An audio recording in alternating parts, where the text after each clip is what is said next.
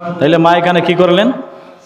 ছেলের জন্য, জুরাইজের জন্য বদদুয়া কি করেছেন? বদদুয়া করেছেন।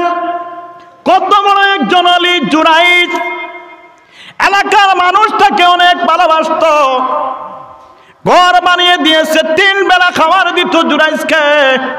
কিন্তু হযরতে জুরাইজের জন্য মা বদদুয়া করার কারণে এই দোয়া কবুল হয়ে গেছে। বন্ধুরা আমার, এই জুরাইজের খানকা গরু যেখানে ছিল, এখানে একটা রাখাল থাকতো, গরু বাছুর চড়াতো। ওই রাখালের সঙ্গে একটা বেশ্যা মহিলা জিনা করেছে। কি করেছে? জিনা করে পেটে বাচ্চা চলে গেছে। এখন ওই বেশ্যা মহিলা ডাক দিয়ে বলল, রাখাল রে, এখন গ্রামের মানুষ আমাকে তো মেরে ফেলবে, কিন্তু আমি যদি মারা যাই তোমাকেও বাঁচতে দিব না। তুমি একটা ব্যবস্থা করো। কি করো? একটা ব্যবস্থা করো, আর নাইলে আমিও মরবার সঙ্গে তুমিও মারা যাইবা। ওই রাখাল বলল, মহিলা, আমি গুনাহ করেছি, আমি খারাপ কাজ করেছি, তুমিও তো আমার সঙ্গে ছিলা, যার জন্য তো তুমি আজকে গর্ভবতী হয়ে গেছো। কিন্তু বাঁচার একটা রাস্তা আছে। এই খানকা ঘরে একজন আল্লাহর ওলি বসবাস করে, ইবাদত করে, মানুষ বড় ভালোবাসে। তুমি যদি তার কথা বলো, মানুষ যেহেতু তাকে ভালোবাসে, এই ভালোবাসার মাধ্যম দিয়ে তাকে মাফ করে দিবে, তোমাকেও মাফ করে দিবে। না হইলে তুমি যদি আমার কথা বলো, আমি তো হইলাম একজন রাখাল মানুষ, যে কোনো মানুষ এসে আমাকে একটা তাপ্পড় মারবে, আর একটা তাপ্পড় দিয়ে দিয়ে এই গ্রামের সকল মানুষ যদি একটা একটা তাপ্পড় দেয়, তাইলে তো আমি শেষ। আমি কি শেষ হয়ে যাব, সঙ্গে তুমিও শেষ হয়ে যাইবা। তুমি ওই আল্লাহর ওলির কথা বলে দিও। ওই মহিলা বলে দিল, ঠিক আছে, আমি বাঁচার জন্য, তোমাকে বাঁচানোর জন্য আমি তার কথা বলে দেব।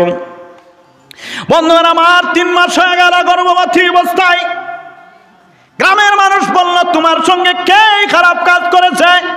ওই মহিলা বলল, তোমরা যাকে 3 বেলা খাবার দাও, খানকা ঘর বানিয়ে দিয়েছো।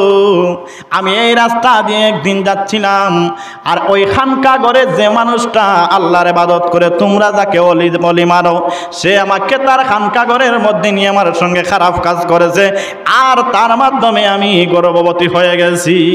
বন্ধুরা আমার, গ্রামের মানুষ যেই সময় শুনেছে এই কথা, মানুষ রেগে গিয়ে তার ভাই আল্লাহর ওলি জুরাইজের খানকা ঘর পুড়িয়ে দিয়েছে, আর এমন ভাবে পিটানো আরম্ভ করেছে। হযরতে জুরাইজ বলতে লাগলেন, ও গ্রামবাসীরা, তোমরা তো আমাকে এত ভালোবাসতা, তোমরা আমাকে 3 বেলা খাবার দিতা, আজকে কেন তোমরা আমাকে মারো? গ্রামের মানুষ বলতে লাগলো, আরে এতদিন তুমি এ বন্ডামি করেছো, এটা তো আমরা জানি না, আজকে কিন্তু তোমার বন্ডামিটা ফাঁস হয়ে গেছে। তুমি ওই মহিলার সঙ্গে খারাপ কাজ করেছ, আমরা গ্রামের মানুষ তোমাকে মাগনা খাওয়ান দিতেছি, মাগনা কে কে তোমার শরীরের মধ্যে শক্তি, তুমি যা কিছু মর্দা তোমার মন চায় করতেছ, আজকে তোমাকে পিটাইতে দুনিয়া থেকে বিদায় করে দেব। এর মধ্যে একজন মুরব্বী ছিলেন, ওই মুরব্বী ডাক দিয়ে বললেন, ও ছেলেবেলারা তোমরা শোনো, জুরাইজ কি বলতে চায় তার মুখের কথা একটু শোনো। জুরাইজ বললেন, মুরব্বী সাহেব, কেন তোমরা আমাকে মারো? আমাকে তোমরা খুলে বলো। ওই মুরব্বী বললেন, তুমি ওই মহিলার সঙ্গে খারাপ কাজ করেছো, যার কারণে মহিলা আজকে গর্ভবতী হয়ে গেছে। জুরাইজ বলেন, মুরব্বী সাহেব গো, আমি ওই মহিলাকে আমি কোনোদিন আমার চোখে পর্যন্ত দেখি নাই। মুরব্বী বললেন, তাইলে মহিলা তো বলতেছে, তোমার সাক্ষী কি কেউ আছে? জুরাইজ বললেন, হ্যাঁ আমার সাক্ষী আছে। বলে কে? বলে আমার সাক্ষী হলো ওই মহিলার গর্ভের সন্তানটা। মুরব্বী বলেন, আরে তুমি এটা কি খো, এটা তো তার সাক্ষী, তার পেটে সন্তান, এটা তো তার সাক্ষী, সে বলতেছে, তোমার তো প্রমাণ এটা হবে না। বলে না, আমার প্রমাণ এটা, আমার সাক্ষীও এটা। বলে কিরকম? বলে আমাকে তোমরা এখন জেলের মধ্যে রাখো, না হয় তোমরা কোনো ঘরের মধ্যে বন্দি করে রাখো, যেই সময় এই মহিলা প্রসব হবে, ওই প্রসব হওয়ার পর ওই সন্তানটা আমার কোলে দিবা, আমি সন্তানটাকে জিজ্ঞাসা করব, ওই সন্তানটা বলে দিবে তার বাপকে। বলেন আল্লাহু আকবার। একদিন মাটির ভিতর ভিতরে হবে ঘরে রে মন আমার, কেন বাঁধো দালান ঘর? বলেন আল্লাহু আকবার। বন্ধুরা আমার, জুরাইজ বললেন ওই বাচ্চাটা আমার সাক্ষী দিয়ে দিবে, সাক্ষী দিয়ে দিবে। সবাই বলল ঠিক আছে, যদি তোমার এই বাচ্চাটা, পেটের বাচ্চা যদি সাক্ষী না দে, বলে আমার মেরে ফেলবা, অসুবিধা নাই। বলে ঠিক আছে, তোমাকে আমরা একটা ঘরের মধ্যে রেখে দিব, প্রসব হওয়ার পরে তোমার এই বিচার হবে। বলে ঠিক আছে। মহিলার চলে গেল আরো 7 মাস, তিনি আর সাথে 10 মাস। কয় মাস? 10 মাস। এখন তো 10 মাস হয় না, 9 মাসে হয়ে যায়, ঠিক না? বলো বন্ধুগণ আমার, 7 মাস পরে প্রসব হয়ে গেল। যেভাবে হযরত ঈসা আলাইহিস সালাতু ওয়াস সালাম মায়ের কুলে থাকা অবস্থায় কথা বলেছিলেন, এইভাবে ওই বাচ্চাটা কথা বলেছিল। ওই বাচ্চাটা জুরাইজের কুলের মধ্যে নিয়ে দিলেন। জুরাইজ ডাকদা বলেন, বাচ্চারে শুন, এ বাচ্চা শুন, তুই সত্য করে বলে দে তোর বাবাকে। দেখেন কত বড় আল্লাহর ওলি, কিন্তু মায়ের বদদুয়ার কারণে আল্লাহ তার ওলিকেও ছাড় দিলেন না। ও বন্ধুরা আমার, যেই সময় আল্লাহর ওলি বলে দিলেন, সঙ্গে সঙ্গে বাচ্চাটা বলে দিল, ও গ্রামবাসীরা, ও দেশবাসীরা, এই জুরাইজ আমার বাবা নয়, জুরাইজ বাবা নয়, আমার বাবা হলো এই রাখালটা। বলেন আল্লাহু আকবার। একদিন মাটির ভিতরে হবে ঘরে রে মন আমার, কেন বাঁধো দালান ঘর?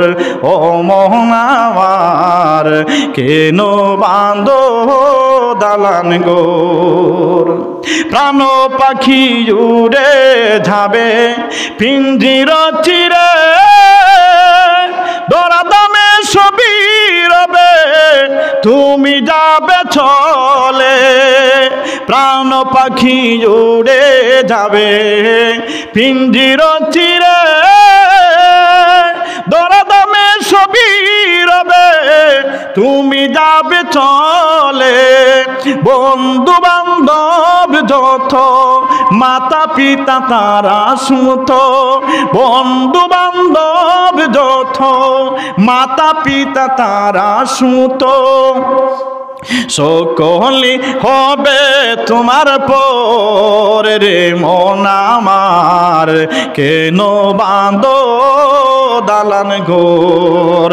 একদিন মাটির ভিতরে হবে ঘর রে মন আমার, কেন বাঁধো দালান ঘর?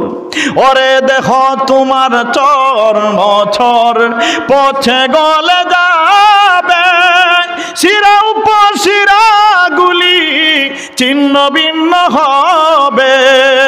দেখো তোমার চর্মছর পচে গলে যাবে, শিরা উপশিরা গুলি ছিন্ন ভিন্ন হবে। দণ্ড মেরু দণ্ড সবই হবে খণ্ড খণ্ড, দণ্ড মেরু দণ্ড সবই হবে খণ্ড খণ্ড, পড়ে রবে মাটির উপরে রে মন আমার, কেন বাঁধো দালান ঘর? ও মন আমার, কেন বাঁধো দালান ঘর? একদিন মাটির ভিতরে হবে ঘর রে মন আমার, কেন বাঁধো দালান ঘর? ও মন আমার, কেন বাঁধো দালান ঘর? আল্লাহুম্মা সাল্লি আলা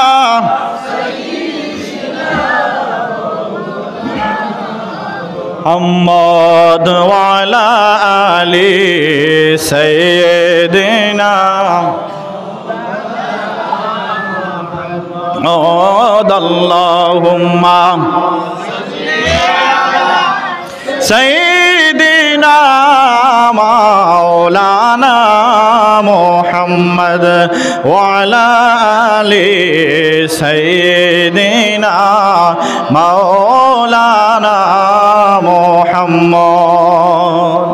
বন্ধুগণ, একদিন আমাদের যেতে হবে। মা বাবাকে খাবার না দিয়ে টাকার পাহাড় বানাইবা, বনবে টাকার পাহাড়, হ্যাঁ, বদদুয়া করে দিলে সব শেষ। সব কি? সব শেষ। এই পৃথিবীর মধ্যে কোনো মানুষ, সব মানুষ চায় যদি একটা গাড়ি হয়, চায় আর একটা গাড়ি হইলে ভালো হবে, একটা বাড়ি হইলে আরেকটা বাড়ি হইলে ভালো হবে, একটা ছেলে হইলে চায় আর একটা ছেলে হইলে ভালো হবে। মানুষের ও আমার কোনো শেষ নাই, কিন্তু যেই সময় চোখ বন্ধ হয়ে যায় এই সময় সব পর হয়ে যায়, সব শেষ, সব শেষ। যত চিন্তা করো ভাবনা করো আর হবে না। সোনার দালান, সোনার বাড়ি, সোনার ছেলে, সোনার গাড়ি, সোনার নারী সব থাকবে, সব থাকবে, একদিন তুমি থাকবে না। থাকবে তোমার আমল, থাকবে কি? তোমার আমল, তোমার ব্যবহার। ব্যবহার যদি ভালো করো, ভালো করে যদি মানুষের কাছ থেকে চলে যাও, মানুষ সারা জীবন দোয়া করবে, এই দোয়ার সব তোমার কবরে যাবে। খারাপ কাজ করে চলে যাও, সারা জীবন মানুষ তোমাকে গালি দিবে, আর এই গালিটা হয়ে যাবে তোমার বদদুয়া। গালি কি হবে? এটা বদদুয়া হয়ে যাবে। বন্ধুগণ আমার, প্রতিদিন 5 ওয়াক্তের জায়গায় 10 ওয়াক্ত নামাজ পড়া লাভ আছে? লাভ নাই। হজ করে লাভ নাই। আগে মানুষ হতে হবে, আগে আমল ঠিক করতে হবে, আগে নিজে ঠিক হতে হবে, হালাল খাবার খেতে হবে। হারাম খেয়ে 10 ওয়াক্ত নামাজ পড়ো, কবুল হবে? হ্যাঁ, 100 বার হজ করো, কবুল হবে? কিছুই কবুল হবে না। হালালকে 5 ওয়াক্ত নামাজ পড়ো, বেশি পড়ার দরকার নাই।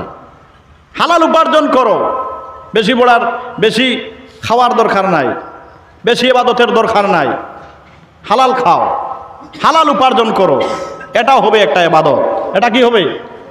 হালালভাবে উপার্জন করলেও এটা হবে ইবাদত।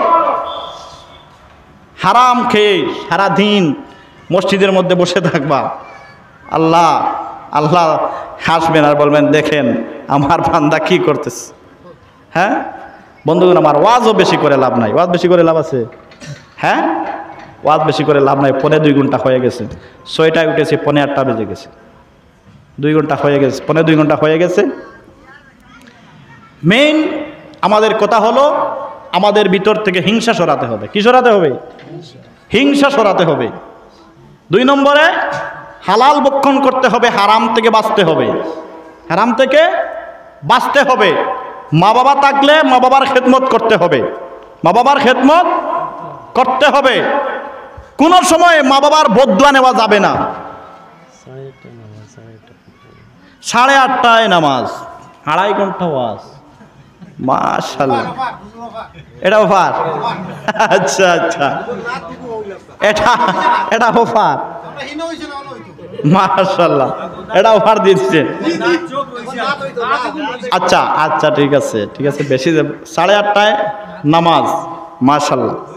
তাইলে আচ্ছা, আগে প্রতিশ্রুতি নেন, হিংসা সরাইতে পারবেন? অন্তর থেকে হিংসা সরাবেন? একদিনে হবে না, ধীরে ধীরে সরাবেন। মানুষের ভালো দেখলে দিলের মধ্যে খুশি আনবেন, নিজে খুশি হবেন। হ্যাঁ, আমি কি বলছি সেটা শুনুন। মানুষের ভালো দেখলে কি হবেন? খুশি হবেন। কোনো মানুষকে যদি কষ্টের মধ্যে দেখেন, যদি সামর্থ্য তাকে সাহায্য করবেন, সামর্থ্য থাকলে সাহায্য করবেন।